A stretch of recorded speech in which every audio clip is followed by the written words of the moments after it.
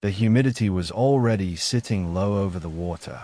When I got the call, that heavy kind, that presses against your ears and makes sound travel wrong, I remember looking out across the cypress line from the parking lot behind the substation and thinking the lake looked flat in a way I did not like.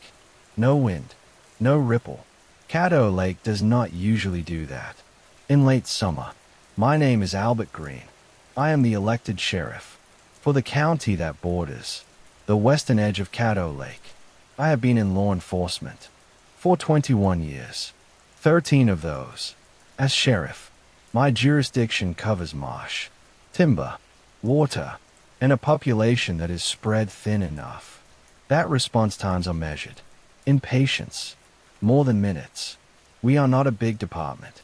24 deputies on paper, fewer on shift. We rely on state wildlife officers, volunteer fire, and the game wardens. When the calls move onto the water, we have procedures for all of that. We also have procedures we do not write down. The call came from dispatch at 1943 hours. A missing boater, single adult male, last seen near the uncertain boat ramp. Name was Harold Boone, age 58, local, known to fish alone. Wife reported he did not return by sundown.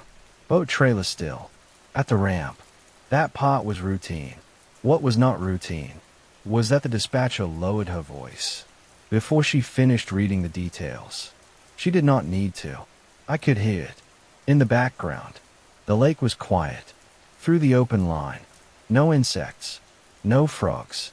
Even through a radio, you can hear when Caddo goes still. I told her to page wildlife and put a unit at the ramp. Then I told her to hold all civilian search volunteers. She paused before answering. That pause was the first crack. We had a rule about that. Rule 1 was simple. If someone goes missing on the lake after dusk, you do not put untrained people on the water, not family, not neighbors, not church groups. You wait for daylight, or you do not go at all. The official reason was safety. Stumps, Spanish moss, narrow channels. The unofficial reason was older than my badge. I arrived at the ramp myself, because I always did. The sheriff showing up calms people. It also keeps deputies from making judgment calls they should not make. Harold Boone's wife was there when I arrived. Her name was Elaine. I had known her since high school. She was standing by the water with her arms wrapped around herself. Even though the air was warm, she asked me if I thought he fell in. I told her we would find out in the morning. That was the first time that night. I chose procedure over compassion. It would not be the last. The lake did not sound right. When I stepped down onto the dock, the boards did not creak the way they should. No water movement, no wake from passing boats, because there were none. Wildlife had already cleared out.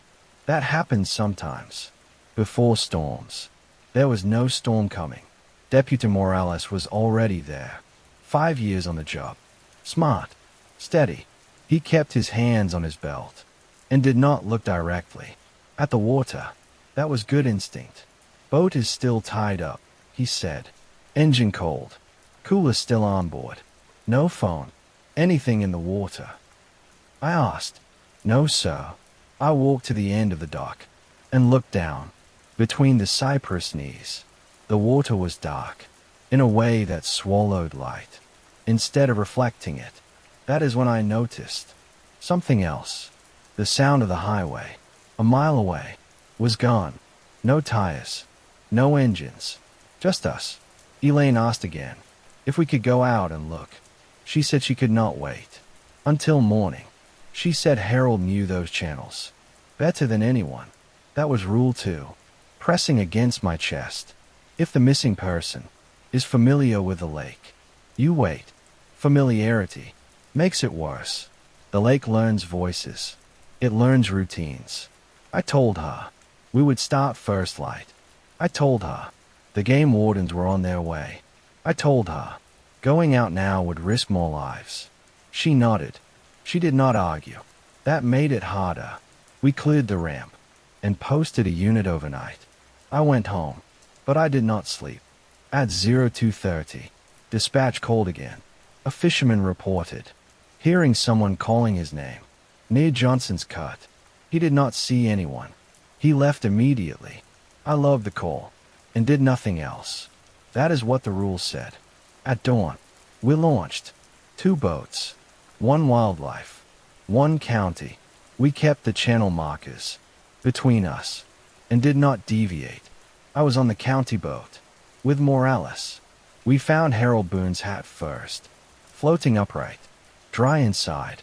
Then we found his tackle box, open, with everything still arranged.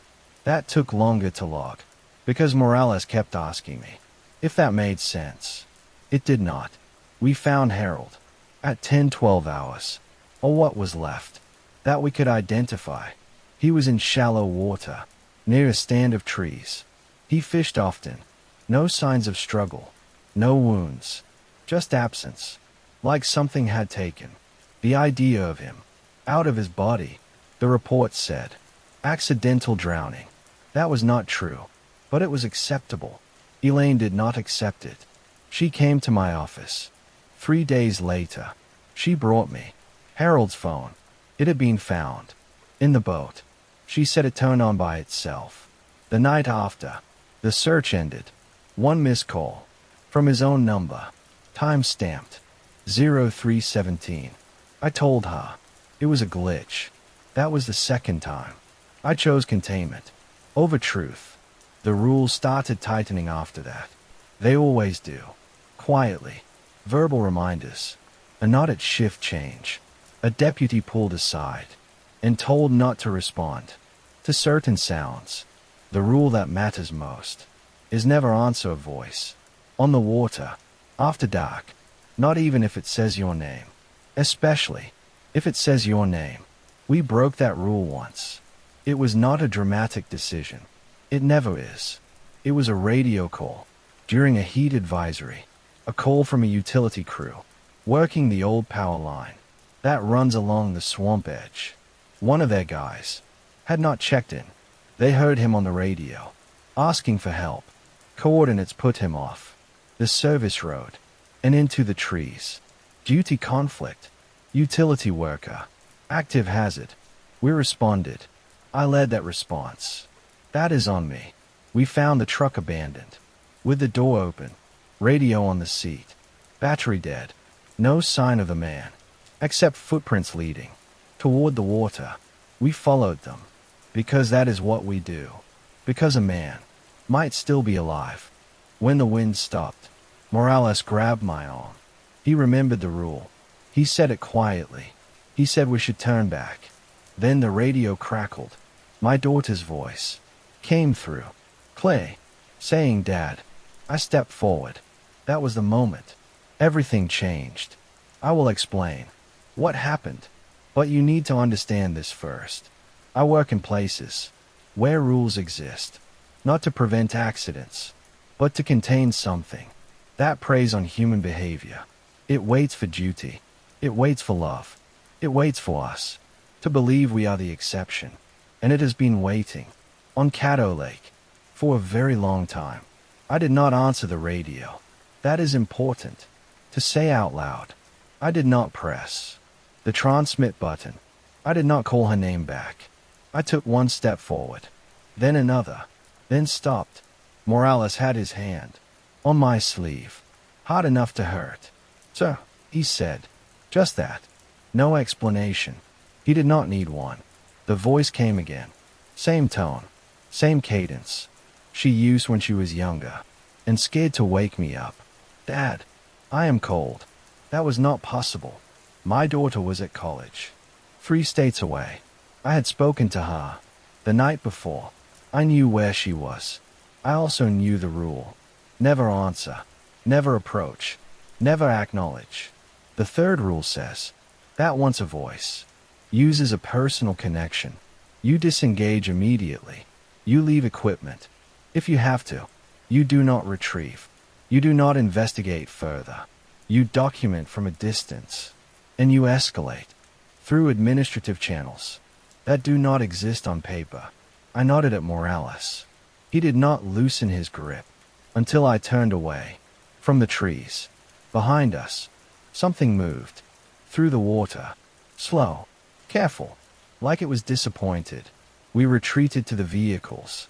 We called it in as a lost signal and a possible injury, with no visual confirmation. The utility company was not happy. They never are. They wanted boots on the ground. They wanted answers. They got a report. The missing lineman's name was Peter Haskins, age 34, married, one child. We never recovered him. His wife heard his voice on her voicemail 2 nights later, asking her to open the back door. She did not. Someone else in her house did. Her father-in-law. He is still alive. He does not speak anymore. After that, the lake changed its behavior. That is the best way I can describe it. Calls increased, but incidents decreased. People reported lights that went out on their own, boats that drifted back to shore empty, phones ringing and stopping when answered. It felt like stabilization. The state liked that. Fewer missing persons, fewer overtime requests, less attention. That was the false calm. Administratively, we were told to scale back patrols on the water at night. Budget reasons, safety concerns, liability. I did not argue. I should have. The rule about presence matters. If we are there, it watches us. If we leave, it practices. Morales came to me a month later and said he wanted off-lake duty. He said he could not sleep. He said he heard his mother calling from the bayou near his house, even though she had been dead 4 years. I approved his transfer. He thanked me like I had saved his life. 2 weeks after that, he put his cruiser into a tree on County Road 12. Single vehicle, no skid marks. Time of accident, 0340. Dispatch log show a call from his unit just before impact. Background audio only. Water sounds. I attended his funeral. In uniform, I stood next to his wife. She asked me why he had been on that road so late. I told her. Training. That was another containment choice. The rules adapted. They always do. We added one. That hurt people. If you hear a voice you recognize, and it is not physically possible for them to be there, you treat it as hostile. No hesitation. No attempt to verify. You disengage, even if it means leaving someone behind. That rule saved lives. It also cost them. The next loss was my brother-in-law, Mark. He worked search and rescue as a volunteer.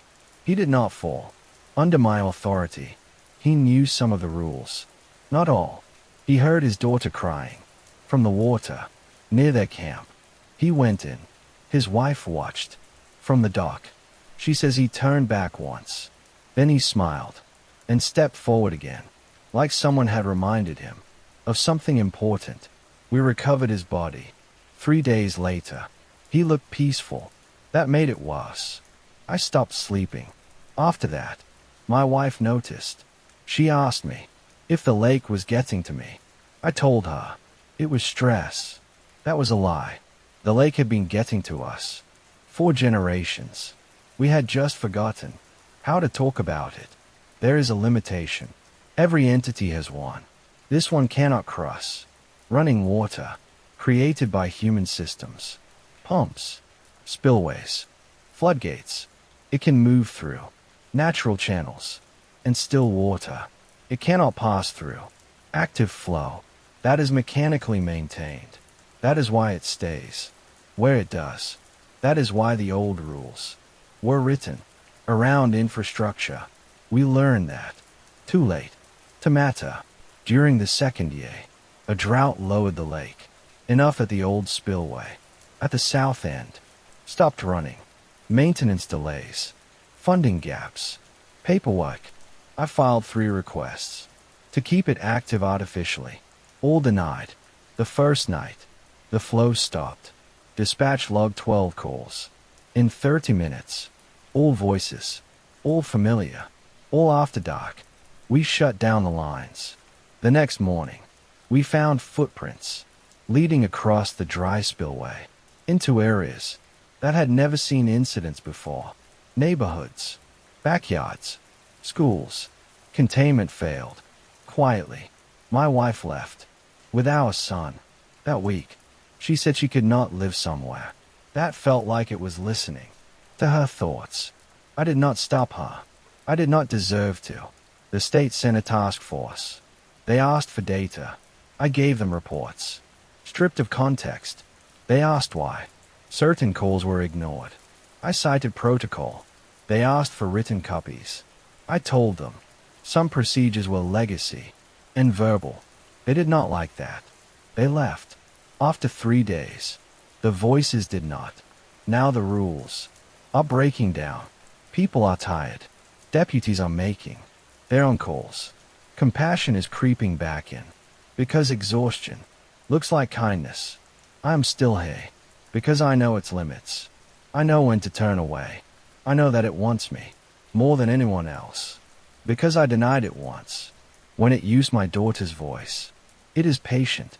If you live near Caddo Lake, and you hear someone calling you from the water, after dark, do not answer.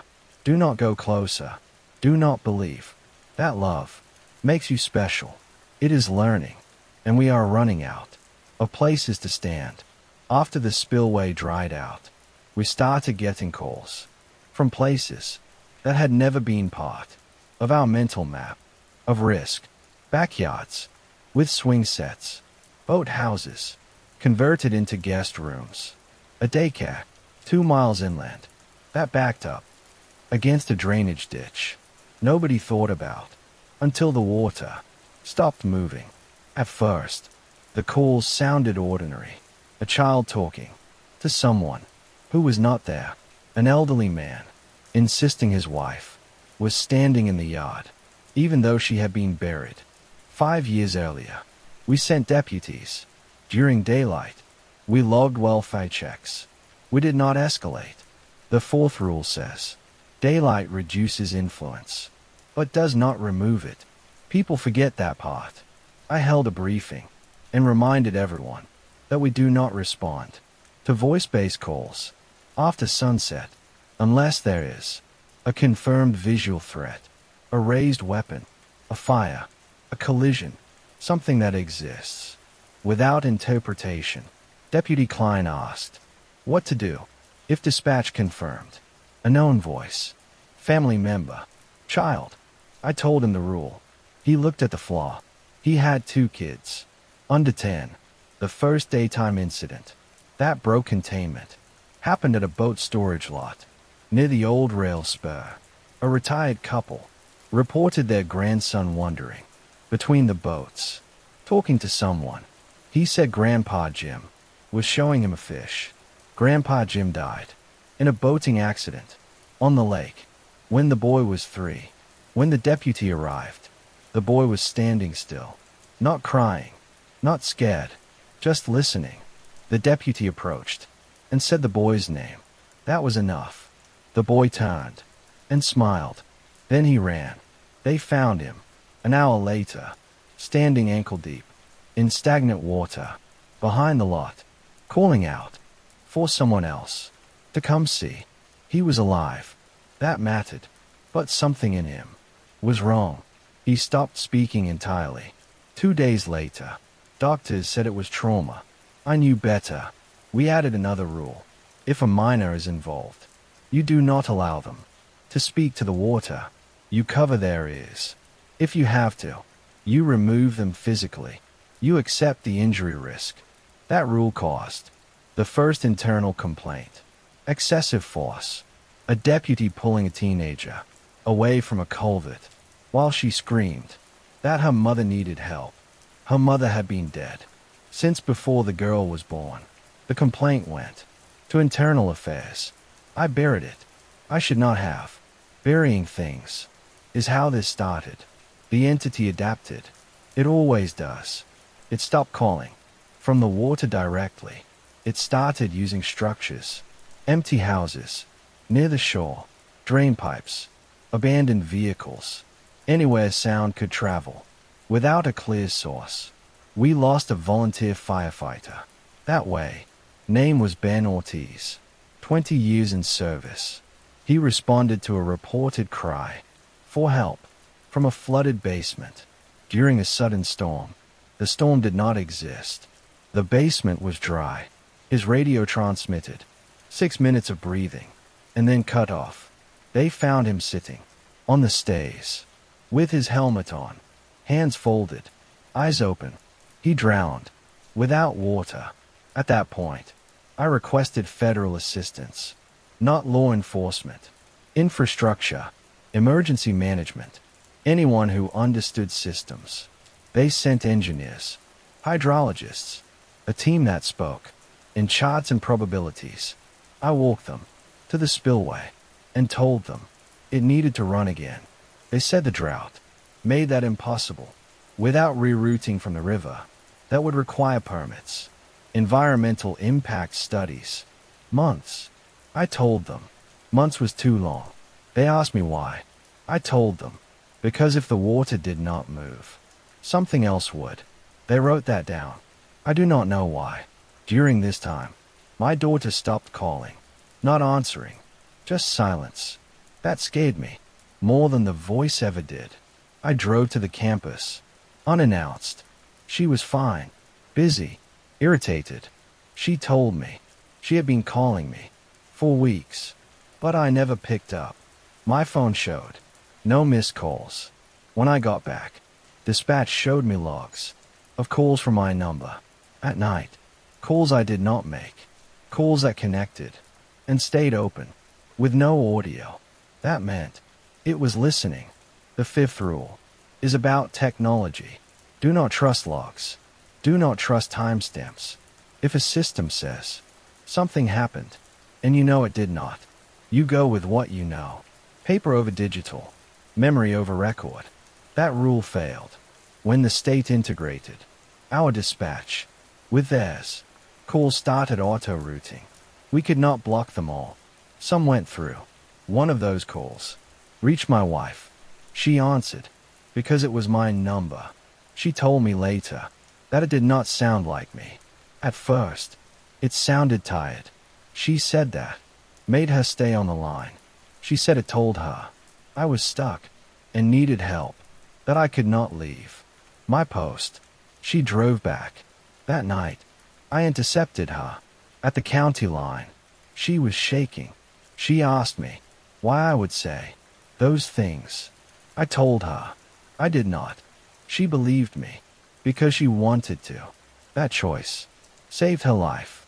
We shut down all non-emergency lines.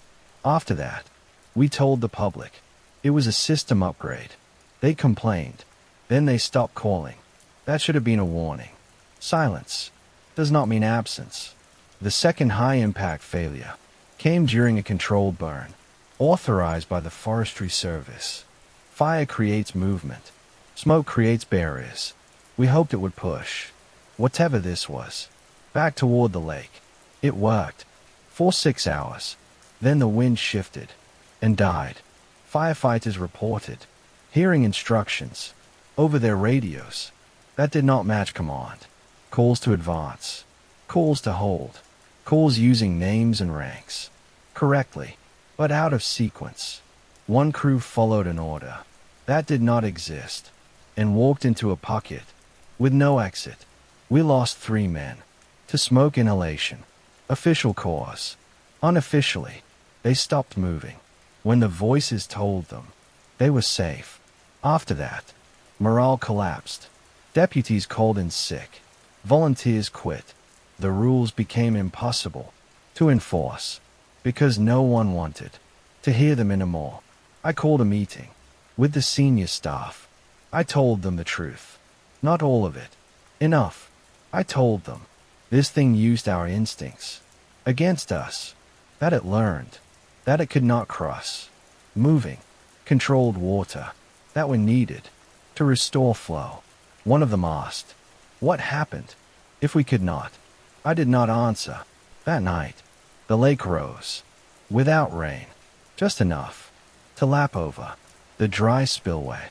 The water moved again. Not much, but enough. Calls dropped immediately.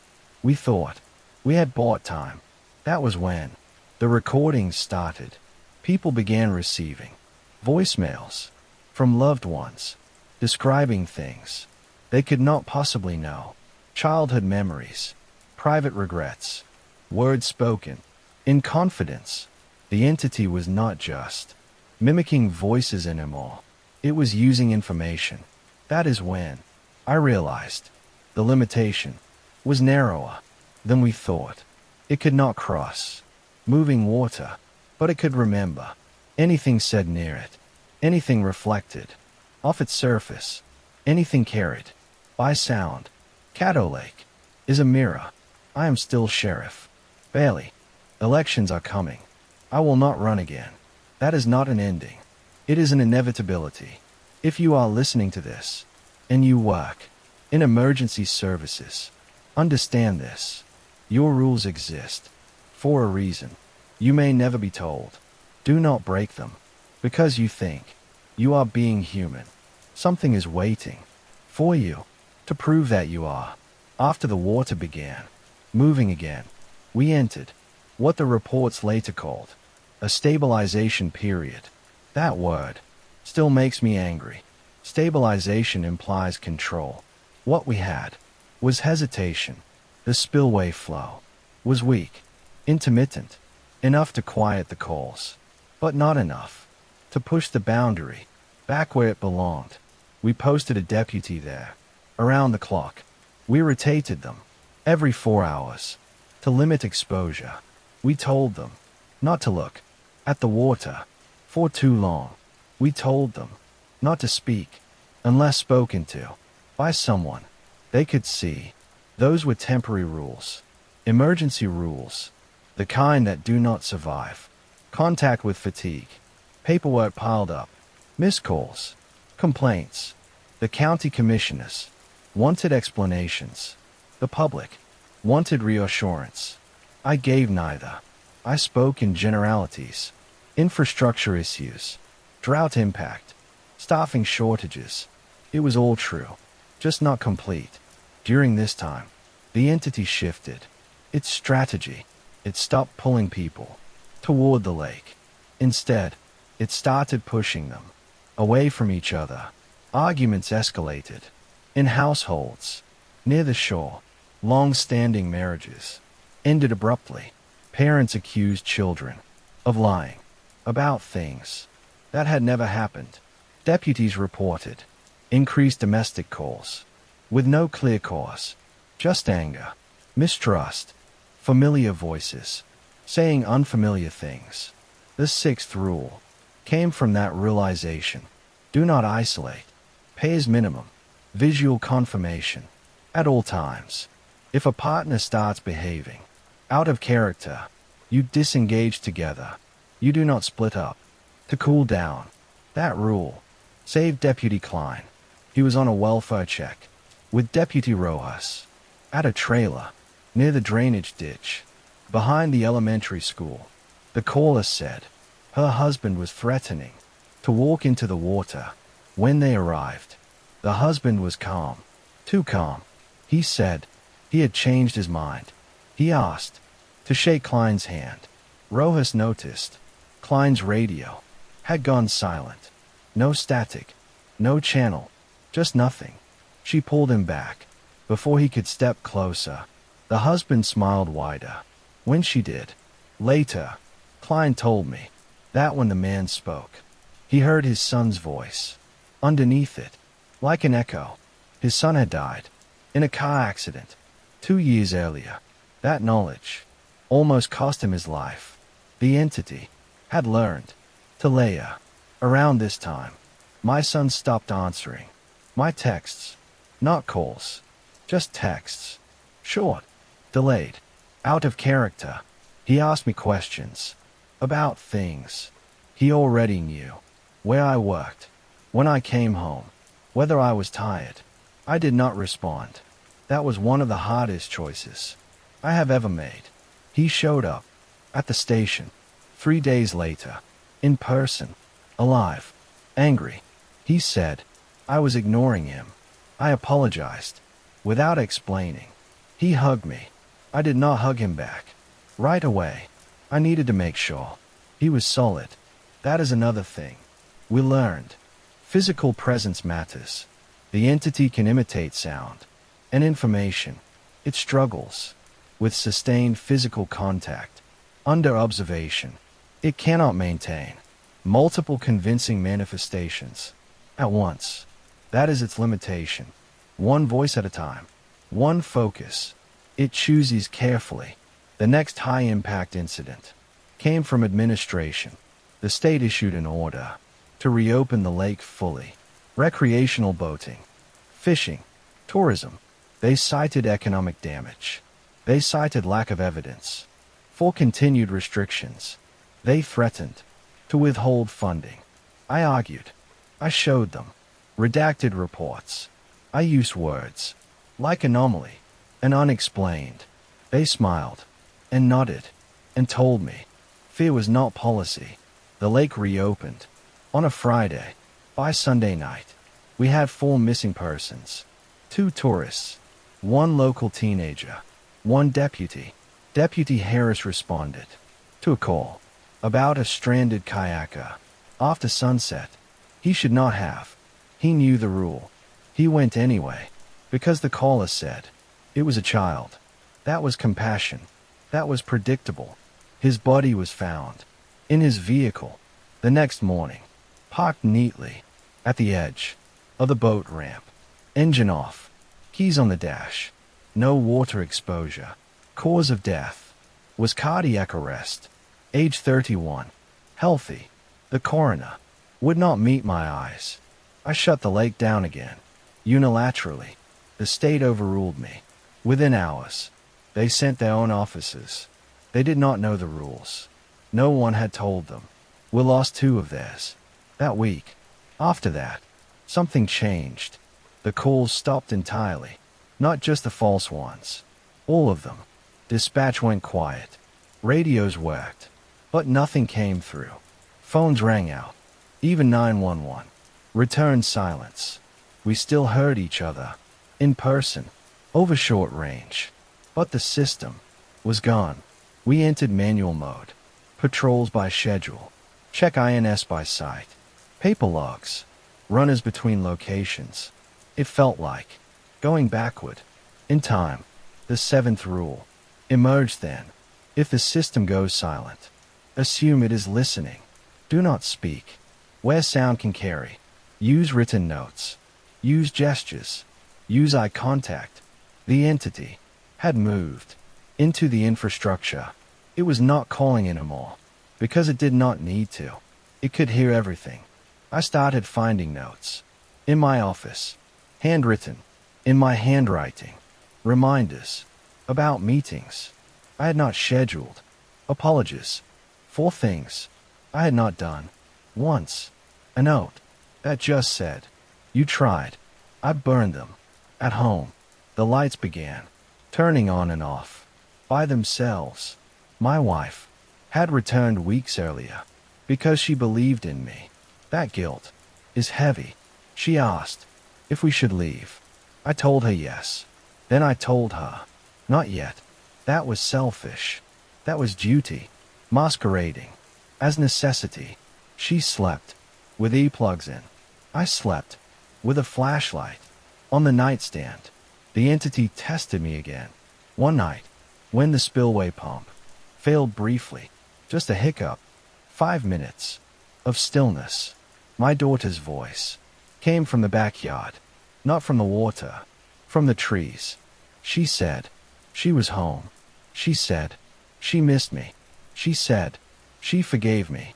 I stood at the back door with my hand on the knob. For a long time, I did not open it. That refusal cost me something inside that I cannot name, but it bought time. The final rule we learned in this period is the one that hurts the most. You cannot save everyone. The entity feeds on attempts, on exceptions, on good intentions.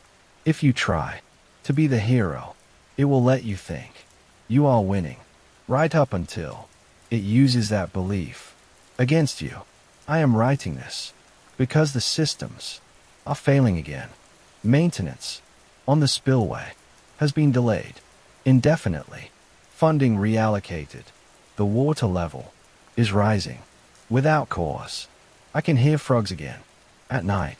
That used to mean things were normal.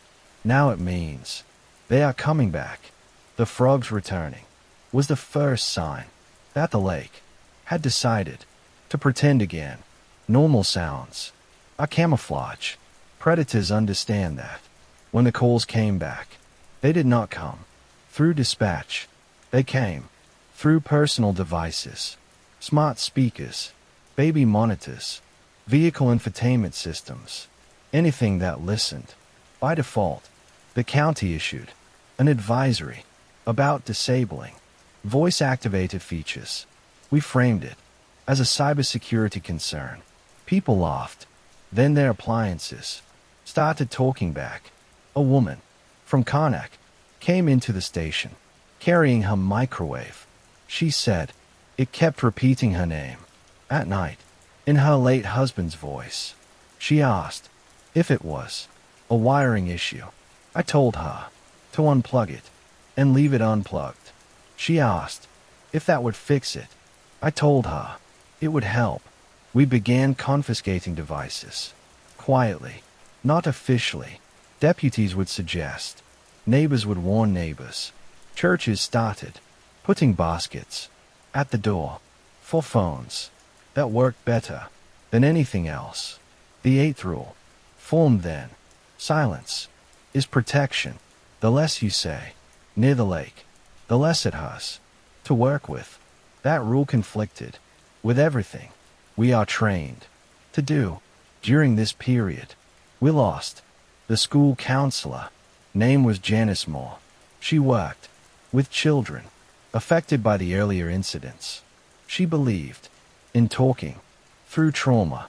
She held sessions near the water because the kids said it calmed them. She drowned on dry land, found in her office chair, lungs full, windows closed, door locked, no sauce. After that, the school closed. Officially, for mold. Unofficially, because too many children were hearing things. My son stopped sleeping. He told me he heard whispering through the vents. Not words, just breathing. He asked if we could leave. I told him soon. That was another lie. Soon is a dangerous word. The state sent another team. Different faces. Same questions. They brought equipment. Census. Audio recorders. They wanted data. I told them data was how this thing learned. They set up anyway. The first night, the equipment recorded nothing. The second night, it recorded a voice speaking through white noise, using phrases taken from their own briefing notes, names, jokes, complaints about per diem. They packed up in the morning and left without filing a report. That should have been a victory. It felt like one. The calls dropped again. The lake level stabilized. The spillway ran steady. For 3 weeks, people started returning.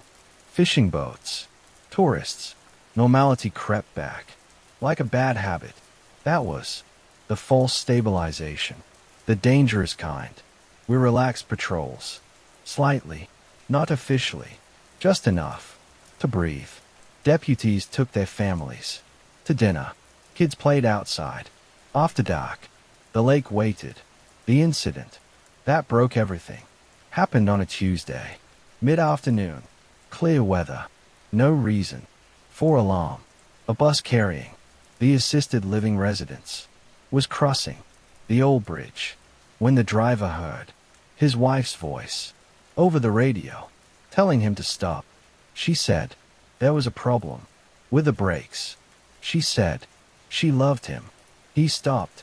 The bus was rear-ended by a logging truck. That could not stop. In time, 3 residents died at the scene. 2 more. Later, the driver survived. He cannot hear his wife's voice anymore. Not in life. Not in memory. He says, it was taken. That incident forced federal attention. Real attention. They closed the bridge. They declared an emergency zone. They brought in the Corps of Engineers to increase flow. Artificially. For a while. It worked. Pumps. Generators. Constant movement. The lake receded. Slightly. The voices stopped. Entirely. That was when we thought containment might hold. Then the pumps failed. Not mechanically. Intentionally. Someone had sabotaged them. Clean cuts. Knowledgeable hands. The investigation went nowhere. No suspects. No footage. Just a note left on the control panel. Written in charcoal. It said, "You cannot drown a lake." I ordered evacuations within 5 miles of the shore. Voluntary at first, then mandatory. The state pushed back. Property rights. Lawsuits. I pushed harder. That night, the entity used my wife. She called my phone from inside the house while I was at the emergency operations center. She said she had forgotten something and needed me to come home. She said she was scared. I checked the cameras. She was asleep in a cot 20 feet away. I did not answer the phone. The call kept ringing around us. Radios crackled, not with voices, with recordings, snippets, laughter, crying, words spoken years ago in patrol cars and kitchens and hospital rooms. It was dumping everything it had learned back into the air. People covered their ears. Some screamed. Some ran. One deputy put his gun in his mouth. Another stopped him. Barely. We shut down power to the entire zone. Darkness. Silence. It helped. At dawn, we found water where there should not have been water. In basements. In ditches. In places elevation said it could not reach. The lake was expanding. By memory, not geography. The Corps withdrew. Too dangerous. Too unpredictable. They left the pumps running, but unmanned. That was a mistake. The entity learned the rhythm. It learned when the flow paused. For maintenance, it learned how long it had to speak. The 9th rule emerged from that disaster. Never allow unattended systems. Human presence disrupts it, not stops. Disrupts. We could not staff everything. I sent my family away. That day, my wife cried. My son did not. He hugged me and asked me to promise something. He asked me to promise. I would not answer if he called. I promised. That promise is the only thing that has kept me alive. We lost the eastern neighborhoods next. Not physically, psychologically. People stopped trusting each other. Every voice was suspect. Every call a potential trap. Isolation spread faster than water. The entity does not need to kill everyone. It just needs to make us stop helping. I stay because someone has to remember the rules. Someone has to say no when everything inside you is screaming yes. If you are still listening, understand this. The lake does not hate us. It does not even care about us as individuals. We are tools, patterns, resources. It wants to be heard, and it will use anything that listens. By the time the evacuation orders were enforced, compliance was already breaking down. People do not leave places they believe are part of who they are. They will abandon belongings, jobs, even safety. But land feels different, especially land that listens. We set up checkpoints on the access roads, paper logs, hand signals, no radios, unless absolutely necessary. We rotated deputies. Every 2 hours. Exposure mattered. The longer someone stayed near the water, the more they started hesitating before following simple instructions. That hesitation was the first symptom. A man named Clarence Wilkes refused to leave his house near Carter Slough, 73. Widower, born there. His father built the place with his own hands. Clarence told the deputy at the checkpoint that his wife would be back soon, and he did not want to miss her. She had been dead for 12 years. The deputy followed procedure. He did not argue. He did not comfort. He handed Clarence the evacuation notice and stepped back. Clarence smiled and waved like everything was fine. 2 days later, when the water reached the porch, Clarence walked into it willingly. Neighbors watched from the road. No one tried to stop him. That was the first time I saw the effect ripple outward. Not faith, acceptance. The 10th rule came too late. If someone refuses evacuation because of a perceived reunion, you escalate immediately. You do not respect autonomy. You do not negotiate. You remove them by force, if necessary. We followed that rule once. A woman named Bethany Pierce barricaded herself inside her house with her 2 children. She told deputies through the door that her mother was inside with them, and everything was fine. Her mother lived 3 counties away and was very much alive. We forced entry. The children screamed. Bethany fought like someone defending something precious. There was no one else in the house. No water, no voice, just the idea of it lingering in the air. Bethany survived. Her children survived. She has not spoken since. That incident went viral. Cell phone footage, screaming kids, deputies dragging a woman out of her home. The context did not matter. The narrative was already written. I was suspended for 48 hours, pending review. During that suspension, the rules were not enforced. 3 deputies responded to a reported stranded dog near a drainage canal. At night, they heard it whimpering. One of them recognized the bark. It sounded like his childhood dog. He stepped closer. We found their vehicles in a line. The next morning, doors open, engines idling, no bodies. The review board reinstated me without comment. At this point, the entity stopped pretending to be subtle. It did not need to. The systems were frayed. Trust was gone. Everyone was tired. The lake level rose another foot without rain. Something important happened then that I did not understand. At the time, the voices stopped using urgency. No more cries for help. No more fear. Just conversation. Casual. Familiar.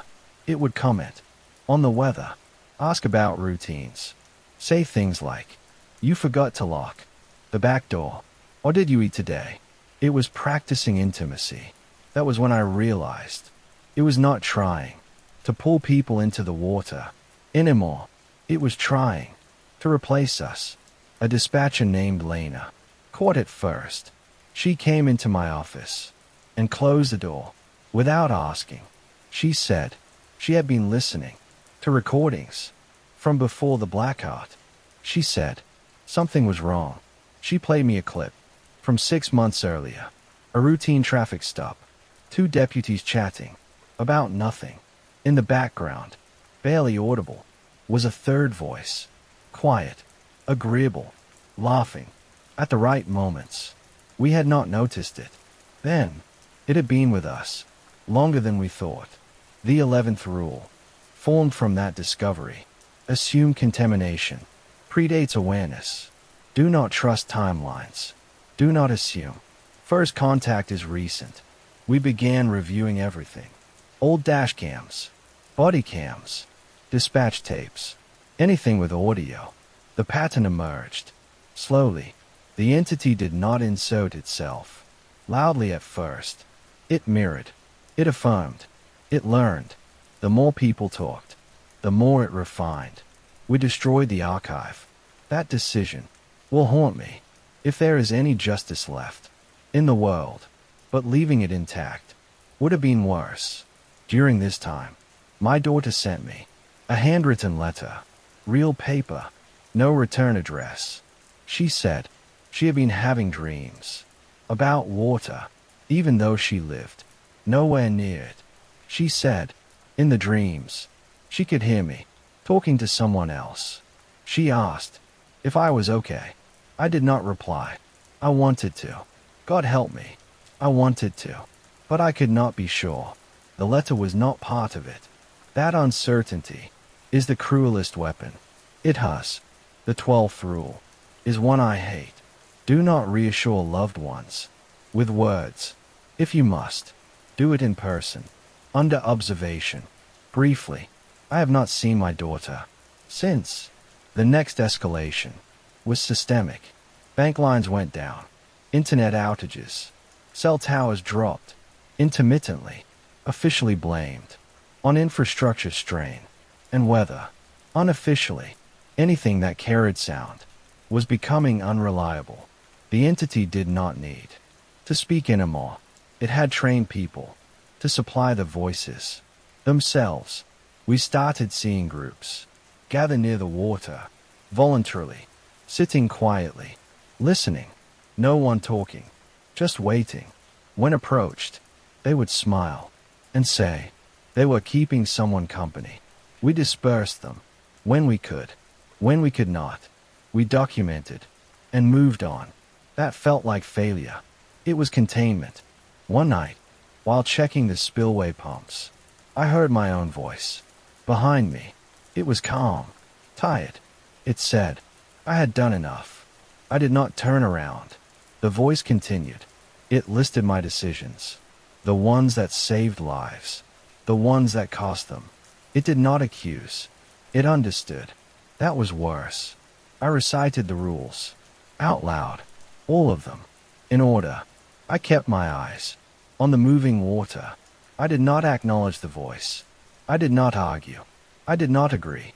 After a long time, it stopped. I went home and found the front door unlocked. My wife had left earlier that day to join my son. She left a note. Real handwriting. No ambiguity. It said she loved me and that she was tired of being brave. I do not blame her. The lake is no longer contained. Geographically, that much is clay. The water is just the anchor, the listening surface. What matters is behavior. It spreads through routine, through kindness, through the instinct to respond. If you are an authority figure listening to this, understand something important. You cannot explain this away. You cannot legislate it. You cannot train it out of people entirely. All you can do is delay, minimize exposure, accept loss. That is not defeat. That is survival. The last message I received from my son was a photo. No text, just a picture of a river near where he lives, moving fast. White water, uncontrolled, but constant. He understood. I am still here because I stay where the water moves. When it stops, I will stop with it. By the time we reached what the federal reports would later call phase transition, no one was using that language out loud. Labels give the impression that something is being managed. What we were doing was endurance. The evacuation zone held on paper. In practice, it became porous. People slipped back to check on homes, to retrieve photographs, to feed animals they could not bring themselves, to abandon. Every return was a risk. Every goodbye stretched into a conversation that might be overheard. We established a final perimeter near the northern feeder channels, where the water still moved, with intent. Pumps, gravity flow, old infrastructure that predated most of the county. That line mattered. On one side, voices On the other, exhaustion. I relocated the command post there, not for strategy, for proximity. If this was going to end, I needed to feel it. When the water changed, we stopped using names. Over any system, even in person, we minimized them. Titles only. Gestures. Eye contact. It felt dehumanizing. That was the point. The 13th rule emerged during this phase. Names are anchors. Use them sparingly. We lost a deputy, named Wallace, because he forgot that. He saw a woman, standing on the far side of the perimeter fence, near the reeds. She looked lost, confused. He called out to her, using his wife's name, without realizing it. Habit, muscle memory. She turned and smiled, like she had been waiting for permission. He stepped forward once. We pulled him back. Before he crossed the line, he survived. Barely. He does not respond to his own name anymore. He flinches when others say it. Around this time, animals began behaving differently. Dogs refused to drink from still water. Birds avoided the shoreline entirely. Fish surfaced in clusters and died without visible cause. The ecosystem was responding in the only way it could. Humans did not have that option. A group of residents organized a vigil near the lake. Candles, silence. They said it was about remembrance, healing, closure. I denied the permit. They came anyway. We monitored from a distance. No engagement, no crowd control, just observation. They stood quietly for almost an hour. Then someone began humming, softly, a tune I recognized from my childhood, a lullaby my mother used to sing. Others joined in, without realizing it. The sound carried across the water. The lake answered, not with words, with resonance. The hum came back, deeper, slower, perfectly matched. People began to cry, not from fear, from relief. We intervened then, too late to stop the effect, early enough to prevent worse. We dispersed the group, confiscated candles, issued citations that no one would ever pay. 3 of the participants walked into the water later that night, separately, calmly. The vigil rule followed. No gatherings, no rituals, no shared silence. Near the water, it does not matter what you intend, only what you give it. I started keeping a handwritten ledger of violations, not for discipline, for pattern recognition. The same mistakes kept repeating. Compassion, routine, familiarity, fatigue. The entity did not need to force anything anymore. We were doing its work for it. During one of the rare, quiet mornings, I received a knock on the trailer door that served as my office. I did not open it immediately. I waited for the second knock, then the third. Pattern matters.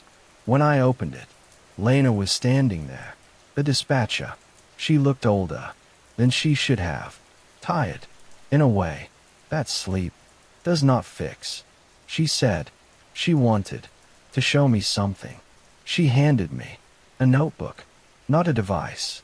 Paper. Inside were transcripts.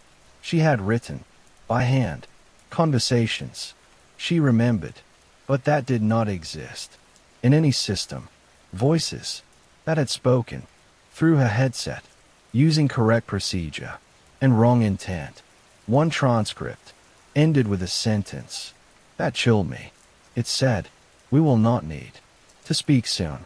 That was the first time I considered the possibility that the voices were not the end state. They were training wheels. The next phase began without announcement. People stopped reporting, hearing things, not because it stopped, because it became internal.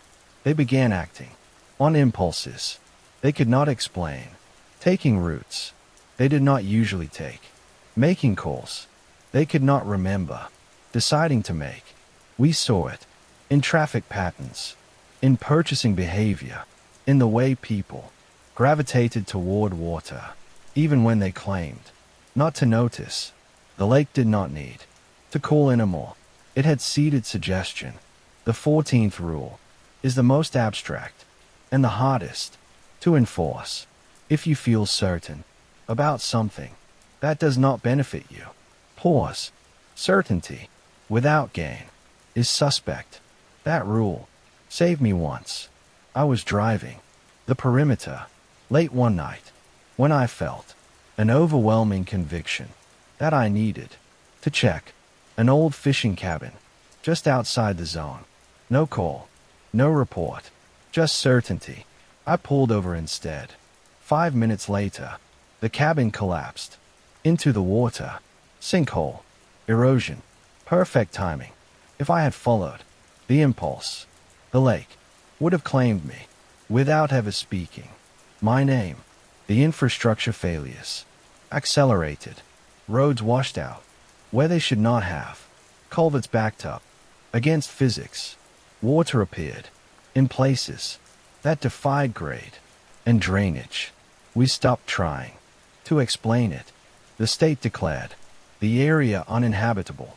Compensation packages, relocation plans, long timelines.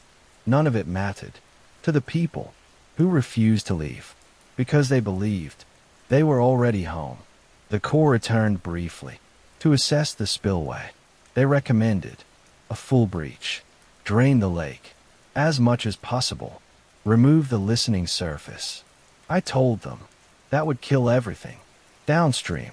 They said that might be acceptable. I told them, no, that decision will be debated long after I am gone. I stand by it.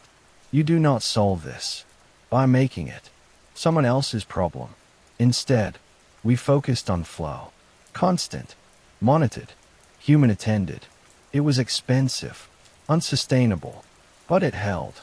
For now, the entity tested that boundary constantly, not with voices, with absence, pumps that almost failed, valves that stuck just long enough to raise questions. Sleep deprivation among the crews. It was waiting for a moment when no one was watching. I started sleeping in shifts, short, unreliable. I recorded this confession during my off hours because writing felt safer than speaking. If you are hearing this, understand something critical. This did not begin with monsters or madness. It began with a lake doing what lakes do, and people doing what people do. Listening. We are not special. We are not chosen. We are convenient. There's one more phase coming. I can feel it in the way the water moves against the concrete, in the way people talk less and think more. Part of me believes the end state is quiet, not destruction, replacement.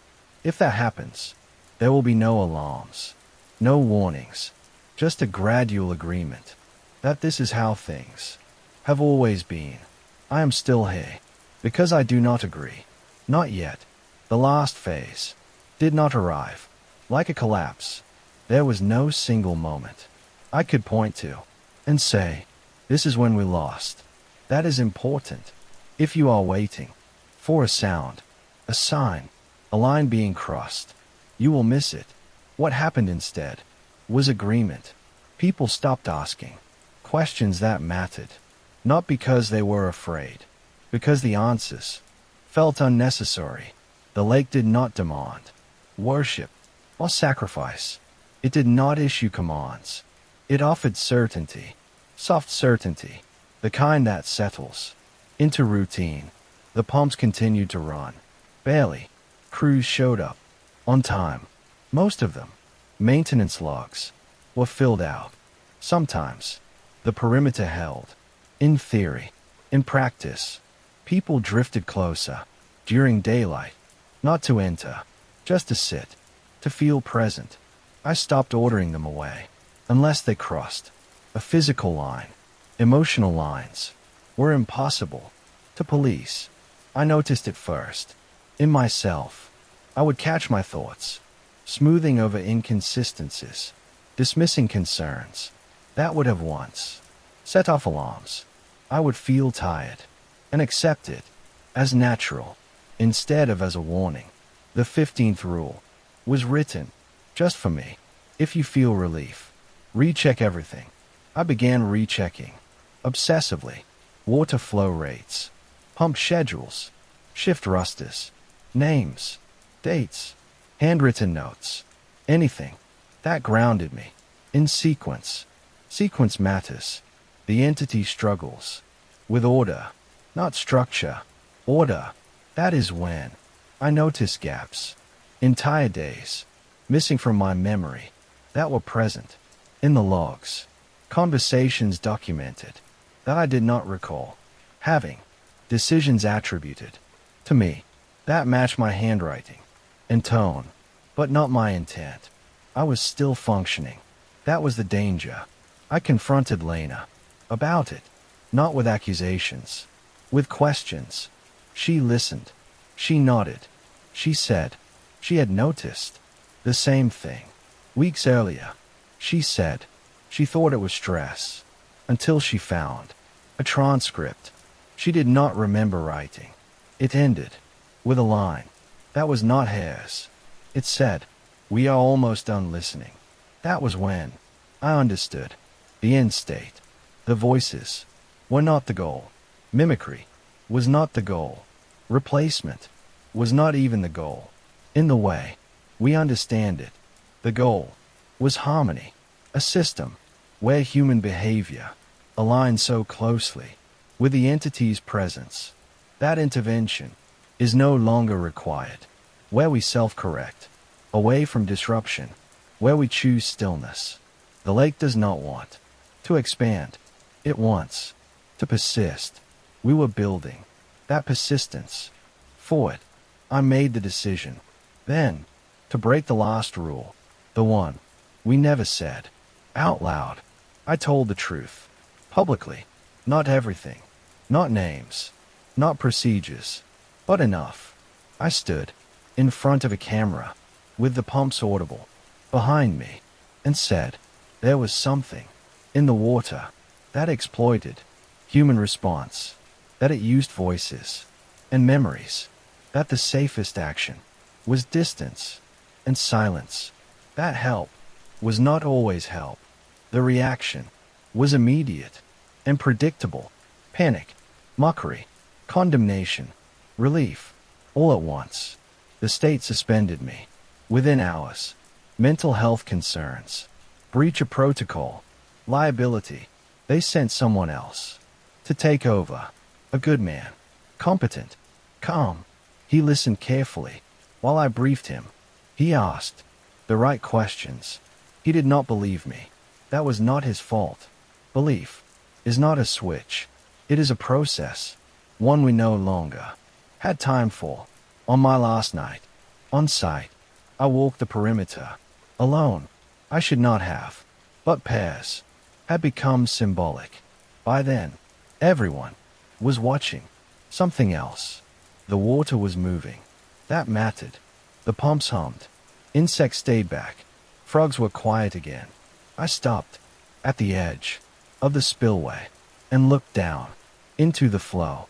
For the first time in months, I felt something close to peace. That was the test. I stepped back. Behind me, the lake used my name, not shouted, not pleading, just spoken, correctly, casually, like someone greeting a colleague. I did not turn around. It tried again, this time using my wife's voice, then my son's, then my daughter's. Each one carried weight. Each one offered rest. I recited the rules again, out loud, slowly, in order. I focused on the sound of moving water, on the vibration of the concrete beneath my boots. The voices stopped, one by one. The last thing it said was not a voice. It was a feeling, a certainty. that I was making a mistake, that resistance was unnecessary, that everything could be easier. I left anyway. I do not know what has happened since. I am writing this from a place where the water does not stop moving, a place with noise, with current, with no reflections. I am not in uniform anymore. That does not matter. Authority was never the point. Attention was. If you are listening to this and you work in law enforcement, emergency services, utilities, or infrastructure, you need to understand something. Without drama or metaphor, some rules exist to contain things that behave like environments, not enemies. They do not rush. They do not rage. They adapt. If you hear a voice where it should not be, do not answer. If someone you love asks you to break a rule you do not fully understand, pause. If a system goes quiet, assume it is listening. Do not gather near still water for comfort. Do not speak names unless you have to. Do not trust relief. The lake is not unique. It is just old and patient. We did not stop it. We delayed it. That is all containment has ever been. If you live near Caddo Lake and things feel calm in a way that does not make sense, leave. If you cannot leave, stay where the water moves. And if you hear this confession years from now and wonder why no one warned you sooner, understand this. We did. We just learned too late how quietly it listens.